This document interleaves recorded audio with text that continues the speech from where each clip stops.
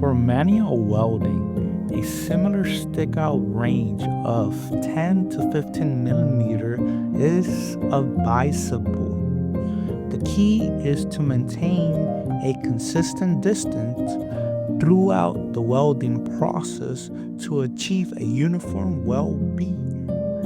Maintaining a consistent wire stick-out during welding is essential for ensuring stable voltage, proper heat input, and adequate weld penetration.